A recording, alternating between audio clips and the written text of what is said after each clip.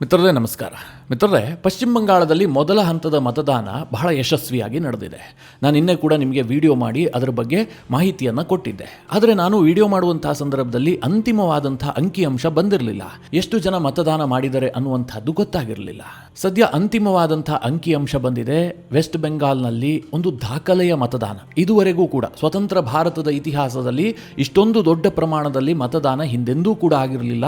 ಆ ಪ್ರಮಾಣದಲ್ಲಿ ಪಶ್ಚಿಮ ಬಂಗಾಳದ ವಿಧಾನಸಭೆಯಲ್ಲಿ ಈ ಬಾರಿ ಮತದಾನ ಆಗಿದೆ. 91.78% ಮತದಾನ ಆಗಿದೆ. ಆಲ್ಮೋಸ್ಟ್ 92%. 100 ಜನ ಮತದಾರರಿದ್ರೆ ಅದರಲ್ಲಿ 92 ಮಂದಿ ಬಂದು ಮತದಾನ ಮಾಡೋದಿದೆಯಲ್ಲ, ಇದು ಚುನಾವಣಾ ಆಯೋಗಕ್ಕೆ ಬಹಳ ದೊಡ್ಡ ಯಶಸ್ಸು. ನಿಮಗೆಲ್ಲ ಗೊತ್ತೇ ಇದೆ, ಅತಿ ಹೆಚ್ಚು ಮತದಾನ ಆಗ್ತಿದ್ದ ಹಾಗೆ ಲೆಕ್ಕಾಚಾರಗಳು ಜಾಸ್ತಿ ಆಗ್ತವೆ. ಈ ದೇಶದಲ್ಲಿ ಕೆಲವೊಂದಷ್ಟು ಫಾರ್ಮ್ಯಾಟ್ಗಳಿದ್ದಾವೆ. ಹೀಗೆ ಮತದಾನ ಆದರೆ ಇಂತಿಂತಹ ರಿಸಲ್ಟ್ ಬರಬಹುದು ಅಂತ. ಅದೇ ಪ್ರಕಾರವಾಗಿ ಚುನಾವಣಾ ವಿಶ್ಲೇಷಕರು ವಿಶ್ಲೇಷಣೆ ಮಾಡೋದಕ್ಕೆ ಶುರು ಮಾಡ್ತಾರೆ. ಸದ್ಯ ಬಂಗಾಳದಲ್ಲಿ ಆದಂತಹ ದಾಖಲೆಯ ಮತದಾನದ ಬಗ್ಗೆಯೂ ಕೂಡ ಅನೇಕ ರೀತಿಯಲ್ಲಿ ವಾದಗಳು ಕೇಳಬರ್ತಾ ಇದೆ. ಒಂದು ಕಡೆ TMCಯ ವಾದ ಏನು ಕೇಳಿದ್ರೆ, ದೀದಿಯನ್ನ ಪುನಃ ಅಧಿಕಾರಕ್ಕೆ ತರಬೇಕು, ಅವರಿಗೆ ಸಂಕಷ್ಟ ಎದುರಾಗಿದೆ ಅಂತ ಜನ ಮತಗಟ್ಟೆಗೆ ಬಂದು ಮತದಾನ ಮಾಡಿದ್ದಾರೆ ಅಂತ.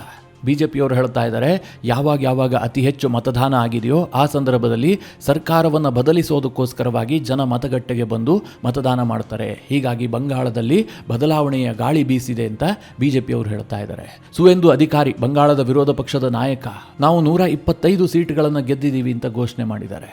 ಇನ್ನು ಕೆಲ ಪೋಲ್ ಸ್ಟಾರ್ಗಳು ಹೇಳ್ತಾ ಇದ್ದಾರೆ, ಬಂಗಾಳದಲ್ಲೇನು ಮತದಾನ ಜಾಸ್ತಿ ಆಗಿಲ್ಲ, SIR ಕಾರಣದಿಂದಾಗಿ ಈ ರೀತಿಯ ಅಂಕಿಅಂಶ ಬಂದಿದೆ ಅಂತ.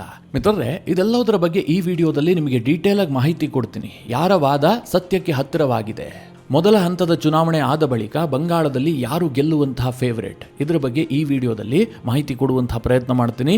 ನೀವು ಈ ವಿಡಿಯೋನ ಕೊನೆವರೆಗೂ ಮಿಸ್ ಮಾಡದೆ ನೋಡಿ. ಮೊದಲನೇದಾಗಿ ಈ ಪೋಲ್ ಸ್ಟಾರ್ಗಳು ಹೇಳ್ತಾ ಇದ್ದಾರಲ್ಲ, ಬಂಗಾಳದಲ್ಲಿ ಈ ಬಾರಿ ವೋಟಿಂಗ್ ಪರ್ಸೆಂಟೇಜ್ ಹೆಚ್ಚಾಗಿದ್ದಕ್ಕೆ SIR ಕಾರಣ. SIR ಏನು ಮಾಡಿದೆ ಅಂತಂದರೆ, ಈ ಹಿಂದೆ 100 ಮತದಾರರಿದ್ರಲ್ಲ ಅವರ ಸಂಖ್ಯೆಯನ್ನು 90ಕ್ಕೆ ಇಳಿಸಿದೆ. ಹೀಗಾಗಿ ಈ ಹಿಂದೆ 100 ಇದ್ದಂತಹ ಸಂದರ್ಭದಲ್ಲಿ 80 ಜನ ಮತದಾನ ಮಾಡ್ತಾ ಇದ್ರಲ್ಲ, ಆಗ ವೋಟಿಂಗ್ ಪರ್ಸೆಂಟೇಜ್ 80 ಇರ್ತಾ ಇತ್ತು. ಈಗ ಮತದಾರರ ಸಂಖ್ಯೆಯೇ 90ಕ್ಕೆ ಇಳಿದಿದೆ. ಈಗಲೂ ಕೂಡ 80 ಜನರೇ ಮತದಾನ ಮಾಡಿದ್ದಾರೆ, ಆದರೆ ಪರ್ಸೆಂಟೇಜ್ ಮಾತ್ರ 90ಕ್ಕೆ ಏರಿಕೆಯಾಗಿದೆ. ಇದು ಪೋಲ್ ಸ್ಟಾರ್ಗಳ ವಾದ. ಮಿತ್ರರೇ, ಇದನ್ನು ಸುಮ್ಮನೆ ವಾದ ಮಾಡಿದ್ರೆ ನಿಮಗೆ ಅರ್ಥ ಆಗಲಿಕ್ಕಿಲ್ಲ. ಇದು ಸತ್ಯವಾ? ಇವ್ರು ಹೇಳ್ತಾ ಇರೋದ್ರಲ್ಲಿ ಏನಾದರೂ ನಿಜಾಂಶ ಇದೆಯಾ? ನಾನು ನಿಮಗೆ ಅಂಕಿಅಂಶ ಕೊಟ್ಟು ಬಿಡ್ತೀನಿ. ಈ ವಾದದಲ್ಲಿ ಎಷ್ಟು ಸತ್ಯ ಇದೆ ಅನ್ನೋದನ್ನು ನೀವೇ ಡಿಸೈಡ್ ಮಾಡಿ. ಪಶ್ಚಿಮ ಬಂಗಾಳದಲ್ಲಿ 2021ರಲ್ಲಿ ಚುನಾವಣೆ ಆಯ್ತಲ್ಲ, ಆ ಸಂದರ್ಭದಲ್ಲಿ ಇದ್ದಂತಹ ಒಟ್ಟು ಮತದಾರರ ಸಂಖ್ಯೆ 7,34,00,000 ಮಂದಿ. ಈ ಪೈಕಿ 82.29% ಮತದಾನ ಆಗಿತ್ತು. ಯಾವಾಗ? 2021ರಲ್ಲಿ. ಅಂದರೆ 6,03,22,834 ಮಂದಿ ಮತದಾನ ಮಾಡಿದ್ರು. ಈ ಬಾರಿ ಅಂದರೆ 2026ರ ಈ ಚುನಾವಣೆಯಲ್ಲಿ ಬಂಗಾಳದ ಒಟ್ಟು ಮತದಾರರ ಸಂಖ್ಯೆಯೇ 6,82,51,008ಕ್ಕೆ ಇಳಿದಿದೆ. ಸದ್ಯ 152 ಕ್ಷೇತ್ರಗಳಿಗೆ ಚುನಾವಣೆ ನಡೆದಿದೆ. 91.78% ವೋಟಿಂಗ್ ಆಗಿದೆ. ಇದೇ ಪರ್ಸೆಂಟೇಜ್ ಎರಡನೇ ಹಂತದಲ್ಲೂ ಕೂಡ ಮುಂದುವರೆದಿದ್ದೆ ಆದರೆ 294 ಕ್ಷೇತ್ರಗಳಿಗೆ ಒಟ್ಟು 6,22,40,775 ಮಂದಿ ಬಂದು ಮತದಾನ ಮಾಡಿದಂತಾಗತ್ತೆ. ಇದು ಏನನ್ನ ಸೂಚಿಸ್ತಾ ಇದೆ ಅಂತಂದರೆ, SIR ಆಗ್ಬಿಟ್ಟು ಮತದಾರರ ಸಂಖ್ಯೆ ಕಡಿಮೆ ಆಗಿದ್ರೂ ಕೂಡ ಕಳೆದ ಬಾರಿಗಿಂತ ಈ ಬಾರಿ ಸರಿಸುಮಾರು ಒಂದು 25 ಲಕ್ಷ ಹೆಚ್ಚುವರಿ ಮತದಾನ ಆಗುವಂಥ ಸಾಧ್ಯತೆ ಇದೆ. ಕೇವಲ SIR ಕಾರಣದಿಂದಾಗಿ ಈ ವೋಟಿಂಗ್ ಪರ್ಸೆಂಟೇಜ್ ಬಂದಿದೆ ಅನ್ನುವಂಥ ವಾದ ಇದೆಯಲ್ಲ, ಅದು ಸರಿಯಲ್ಲ. ಮತದಾನ ನಿಜವಾಗ್ಲೂ ಕೂಡ ಜಾಸ್ತಿ ಆಗಿದೆ. ಈಗಿರುವಂತಹ ದೊಡ್ಡ ಚರ್ಚೆ ಏನು ಕೇಳಿದ್ರೆ, ಈ ಹೆಚ್ಚುವರಿಯಾದಂತಹ ಮತದಾನ ಯಾರಿಗೆ ಲಾಭ ಮಾಡಿಕೊಡುತ್ತೆ? ಅದು ಮಮತಾ ಬ್ಯಾನರ್ಜಿಗೋ ಅಥವಾ BJPಗೋ? ಇದು ಬಹಳ ದೊಡ್ಡ ಮಟ್ಟದಲ್ಲಿ ಚರ್ಚೆ ಆಗ್ತಾ ಇದೆ. BJPಯವರು ತನ್ನದೇ ಆದಂತಹ ಒಂದು ವಾದವನ್ನು ಮುಂದಿಡ್ತಾ ಇದ್ದಾರೆ. TMCಯವರು ಕೂಡ ತನ್ನ ವಾದವನ್ನು ಮುಂದಿಡ್ತಾ ಇದ್ದಾರೆ. ಇಬ್ಬರ ವಾದವನ್ನು ಕೂಡ ನಿಮಗೆ ಹೇಳಿಬಿಡ್ತೀನಿ. BJPಯವ್ರ ಲೆಕ್ಕಾಚಾರ ಏನು ಗೊತ್ತಾ? ಯಾವಾಗ ಹೆಚ್ಚುವರಿ ಮತದಾನ ಆಗಿದೆಯೋ ಆ ಎಲ್ಲ ಸಂದರ್ಭದಲ್ಲೂ ಕೂಡ ಬಂಗಾಳ ಸೇರಿದಂತೆ ದೇಶದ ಬೇರೆ ಬೇರೆ ರಾಜ್ಯಗಳಲ್ಲಿ ಅಧಿಕಾರದ ಬದಲಾವಣೆ ಆಗಿದೆ. ಇದರ ಸಿಂಪಲ್ ಅರ್ಥ ಏನು ಕೇಳಿದ್ರೆ, ಯಾವಾಗ ಜನರಿಗೆ ಸರ್ಕಾರವನ್ನು ಬದಲಾಯಿಸಬೇಕು ಅಂತ ಅನಿಸುತ್ತೋ ಆಗ ಮತದಾರರು ರೊಚ್ಚಿಗೆದ್ದು ಬಂದು ಮತದಾನವನ್ನು ಮಾಡ್ತಾರೆ, ಹೆಚ್ಚುವರಿ ವೋಟಿಂಗ್ ಪರ್ಸೆಂಟೇಜ್ ದಾಖಲಾಗತ್ತೆ ಅಂತ. ಹಾಗಾದ್ರೆ ಬಂಗಾಳದಲ್ಲಿ ಹಿಂದೆ ಹೀಗಾಗಿದೆಯಾ ಕೇಳಿದ್ರೆ, ಅಂಕಿಅಂಶಗಳನ್ನು ನೋಡಿದ್ರೆ ಹೌದು ಅನ್ನುವಂತಹ ಉತ್ತರವೇ ಸಿಗುತ್ತೆ. ಉದಾಹರಣೆಗೆ, ಬಂಗಾಳದಲ್ಲಿ 2011ರಲ್ಲಿ ಸರ್ಕಾರ ಬದಲಾಯಿತು. ಆ ಸಂದರ್ಭದಲ್ಲಿ ಬಂಗಾಳದಲ್ಲಿ ದಾಖಲಾದಂತಹ ಒಟ್ಟು ಮತದಾನ 84.33%. ಇದು ಬಂಗಾಳದ ಇತಿಹಾಸದಲ್ಲೇ ಅತಿ ಹೆಚ್ಚು ದಾಖಲಾದಂತಹ ಮತದಾನ ಆಗಿತ್ತು. ಆದರೆ ಏಪ್ರಿಲ್ 23ರಂದು ಆ ರೆಕಾರ್ಡ್ ಬ್ರೇಕ್ ಆಯಿತು. 2011ರಲ್ಲಿ 84% ಮತದಾನ ಆಗಿತ್ತಲ್ಲ, ಇದು ಯಾಕೆ ಕೇಳಿದ್ರೆ, ಪಶ್ಚಿಮ ಬಂಗಾಳದಲ್ಲಿದ್ದಂತಹ ಲೆಫ್ಟ್ ಪಾರ್ಟಿ ಸರ್ಕಾರವನ್ನು ಕಿತ್ತೊಗೆದು ಮಮತಾ ಬ್ಯಾನರ್ಜಿ ಅವರನ್ನು ಅಧಿಕಾರಕ್ಕೆ ತರಬೇಕು ಅಂತ ಜನ ಆ ರೀತಿಯಾಗಿ ಮತದಾನ ಮಾಡಿದ್ರು.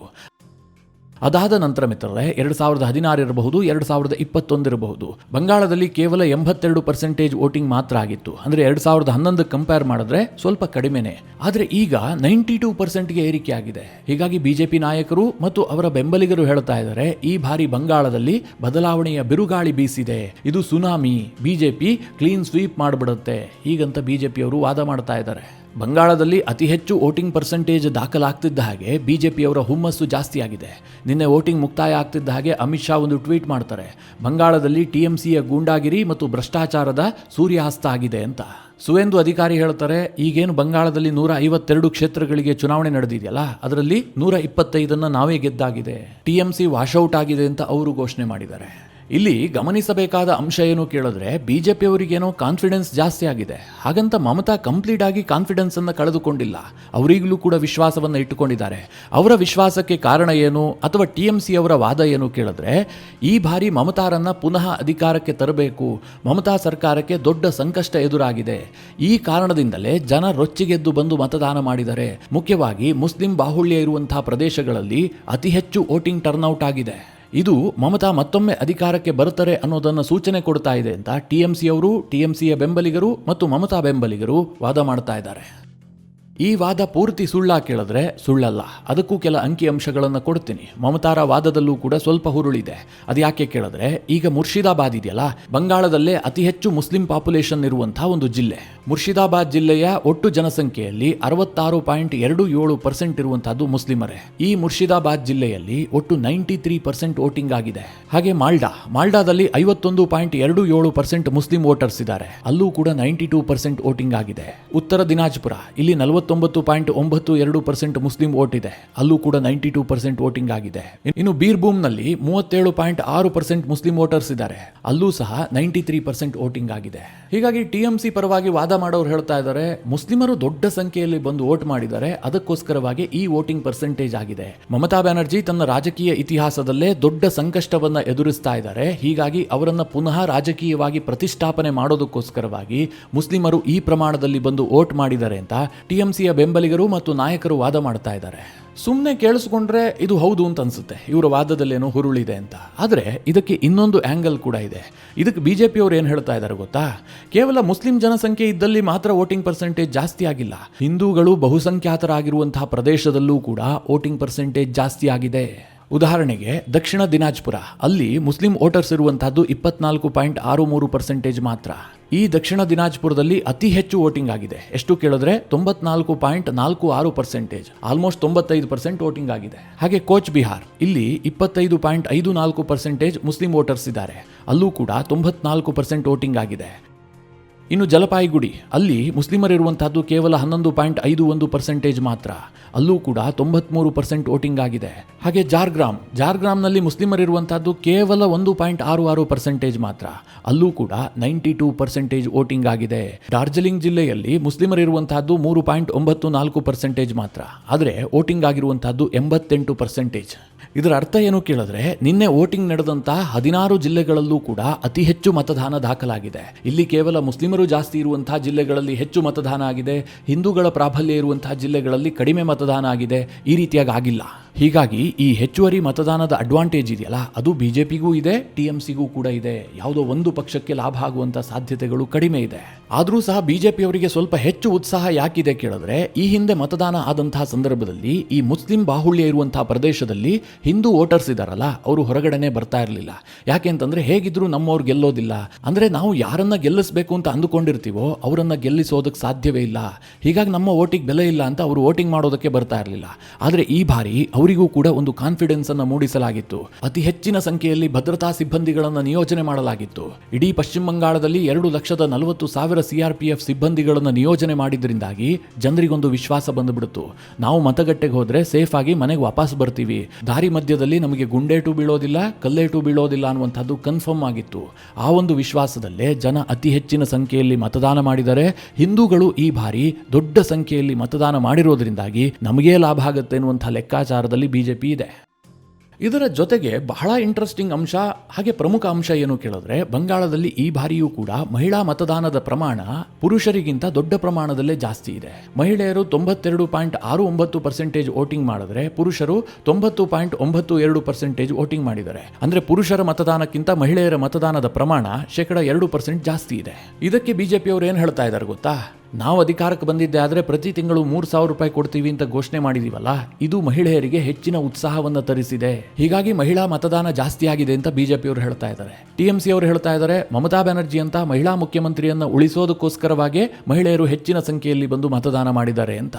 ಆದರೆ ಬಂಗಾಳದಲ್ಲಿ ಇನ್ನೊಂದು ಸೂಕ್ಷ್ಮ ವಿಚಾರವನ್ನ ಯಾರೂ ಹೆಚ್ಚು ಪರಿಗಣಿಸ್ತಾ ಇಲ್ಲ, ಆದರೆ ಅದು ಅಂತಿಮ ರಿಸಲ್ಟ್ ವೇಳೆ ಪ್ರಾಮುಖ್ಯತೆಯನ್ನು ಪಡೆದುಕೊಳ್ಳುವಂತ ಸಾಧ್ಯತೆ ಇದೆ. ಅದೇನು ಕೇಳಿದ್ರೆ 2016 ಇರಬಹುದು, 2021 ಇರಬಹುದು, ಕಾಂಗ್ರೆಸ್ ಮತ್ತು ಲೆಫ್ಟ್ ಪಾರ್ಟಿ ಇಬ್ಬರೂ ಕೂಡ ಒಟ್ಟಾಗಿ ಚುನಾವಣೆಯನ್ನ ಎದುರಿಸ್ತಾ ಇದ್ರು. ಆದರೆ ಈ ಬಾರಿ ಅವರು ಡಿವೈಡ್ ಆಗಿದ್ದಾರೆ.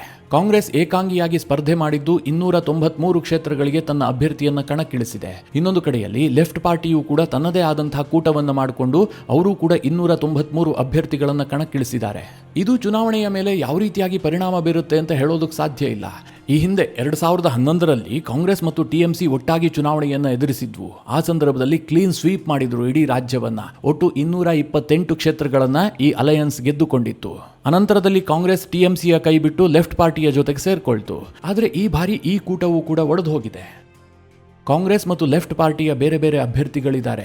ಇದು ಯಾರಿಗೆ ನೆಗೆಟಿವ್ ಮಾಡುತ್ತೆ ಅಂತ ಈಗಲೇ ಹೇಳೋದಕ್ಕೆ ಸಾಧ್ಯ ಇಲ್ಲ. ಕಳೆದ ಬಾರಿ ಕಾಂಗ್ರೆಸ್ ಮತ್ತು ಲೆಫ್ಟ್ ಪಾರ್ಟಿ ಅಲಯನ್ಸ್ ಕೊಲ್ಯಾಪ್ಸ್ ಆದ ಕಾರಣದಿಂದಾಗಿಯೇ ಮಮತಾ ಬ್ಯಾನರ್ಜಿಗೆ ಅಷ್ಟೊಂದು ಅಭೂತಪೂರ್ವ ಜಯ ಸಿಕ್ಕಿತ್ತು. ಇವರ ವೋಟ್ ಶೇರ್ ಡೌನ್ ಆಗಿದ್ದು ಟಿಎಂಸಿಗೆ ಪ್ಲಸ್ ಆಗಿತ್ತು. ಹೇಗೆ ದೆಹಲಿಯಲ್ಲಿ ಕಾಂಗ್ರೆಸ್ ಕೊಲ್ಯಾಪ್ಸ್ ಆಗಿದ್ದು ಆಮ್ ಆದ್ಮಿಗೆ ಲಾಭ ಆಯಿತೋ, ಅದೇ ರೀತಿಯಾಗಿ ಕಾಂಗ್ರೆಸ್ ಮತ್ತು ಎಡಪಕ್ಷಗಳು ಬಂಗಾಳದಲ್ಲಿ ಶಕ್ತಿ ಕಳೆದುಕೊಂಡಿದ್ದಿದೆಯಲ್ಲ, ಮಮತಾ ಬ್ಯಾನರ್ಜಿಗೆ ದೊಡ್ಡ ಸ್ಟ್ರೆಂತ್ ಅನ್ನು ಕೊಟ್ಟಿತ್ತು. ಇನ್ನು ಕೆಲವರು ಅಸಾದುದ್ದೀನ್ ಓವೈಸಿಯ ಬಗ್ಗೆ ಪ್ರಶ್ನೆ ಕೇಳಿದ್ರು. ಬಿಹಾರದಲ್ಲಿ ಜಾದು ಮಾಡಿದ ಹಾಗೆ ಬಂಗಾಳದಲ್ಲೇನಾದ್ರೂ ಮುಸ್ಲಿಂ ಓಟನ್ನು ಒಡೆಯುವಂತಹ ಕೆಲಸ ಮಾಡ್ತಾರ ಅಂತ. ಓವೈಸಿ ಅದಕ್ಕೆ ಹೆಚ್ಚಾಗಿ ಮುಂದಾಗಲಿಲ್ಲ. ಯಾಕೆಂತಂದ್ರೆ ಬಂಗಾಳದಲ್ಲಿ ಅಸಾದುದ್ದೀನ್ ಓವೈಸಿಯ AIMIM ಪಕ್ಷ ಒಟ್ಟು ಅಭ್ಯರ್ಥಿಗಳನ್ನ ಕಣಕ್ಕಿಳಿಸಿರೋದೇ 12 ಮಂದಿಯನ್ನ. ಹಾಗೆ ಹುಮಾಯೂನ್ ಕಬೀರ್ ಪಕ್ಷದ ಜೊತೆಗಿನ ಮೈತ್ರಿ ಮುರಿದು ಬಿತ್ತಲ್ಲ, ಅದಾದ ಬಳಿಕ ಓವೈಸಿ ಬಂಗಾಳದ ಬಗ್ಗೆ ನಿರೀಕ್ಷೆಯನ್ನೇ ಬಿಟ್ಟುಬಿಟ್ರು. ಆದ್ರೆ ಹುಮಾಯೂನ್ ಕಬೀರ್ 130 ಕ್ಷೇತ್ರಗಳಲ್ಲಿ ತನ್ನ ಅಭ್ಯರ್ಥಿಯನ್ನ ಹಾಕಿದ್ದಾನೆ. ಈ ಬಾಬ್ರಿವಾಲಾ ಎಷ್ಟು ಓಟನ್ನ ಡಿವೈಡ್ ಮಾಡ್ತಾನೆ ಹೇಳೋದಕ್ಕೆ ಸಾಧ್ಯ ಇಲ್ಲ. ಒಂದೊಂದು ಕ್ಷೇತ್ರದಲ್ಲಿ 4-5 ಸಾವಿರ ವೋಟ್ ಪಡೆದ್ರೂ ಕೂಡ ಅದು ಮಮತಾ ಬ್ಯಾನರ್ಜಿಗೆ ಲಾಸ್ ಆಗುವಂತಹದ್ದು. ಅದರ ಬಗ್ಗೆ ಈಗಲೇ ಏನನ್ನೂ ಕೂಡ ಹೇಳೋದಕ್ಕೆ ಸಾಧ್ಯ ಇಲ್ಲ. ಎಲ್ಲದಕ್ಕೂ ಉತ್ತರ ಸಿಗುವಂತಹದ್ದು ಮೇ 4ರ ರಿಸಲ್ಟ್ ನಲ್ಲಿ ಮಾತ್ರ. ಮಿತ್ರರೇ, ಇದಿಷ್ಟು ಬಂಗಾಳದಲ್ಲಿ ಮೊದಲ ಹಂತದ ಚುನಾವಣೆ ಮುಕ್ತಾಯ ಆದ ಬಳಿಕ ಆಗ್ತಾ ಇರುವಂತಹ ಚರ್ಚೆಗಳು. ನಿಮಗೇನನ್ಸುತ್ತೆ? ಮೊದಲ ಹಂತದಲ್ಲಿ ಯಾರ ಕೈ ಮೇಲಾಗಿರುವಂತಹ ಸಾಧ್ಯತೆಗಳಿದ್ದಾವೆ? ನಿಮ್ಮ ಅನಿಸಿಕೆ ಅಭಿಪ್ರಾಯವನ್ನು ಕಮೆಂಟ್ ಮಾಡುವ ಮೂಲಕ ನಮಗೆ ತಿಳಿಸಿ. ಹಾಗೆ ನಿಮಗೆ ಈ ವಿಡಿಯೋ ಇಷ್ಟವಾದರೆ ಲೈಕ್ ಮಾಡಿ. ಜೊತೆಗೆ ನೀವಿನ್ನೂ ನಿಮ್ಮ ನೆಚ್ಚಿನ ಸಂಸ್ಕಾರ ಸೌರಭ ಯೂಟ್ಯೂಬ್ ಚಾನಲ್ನ ಸಬ್ಸ್ಕ್ರೈಬ್ ಮಾಡಿಲ್ಲ ಅಂತಾದರೆ ಈ ಕೂಡಲೇ ಸಬ್ಸ್ಕ್ರೈಬ್ ಮಾಡಿ. ಮುಂದಿನ ಎಲ್ಲ ಅಪ್ಡೇಟ್ಗಳ ನೋಟಿಫಿಕೇಷನ್ಗಾಗಿ ಬೆಲ್ ಐಕಾನ್ ಒತ್ತಿ.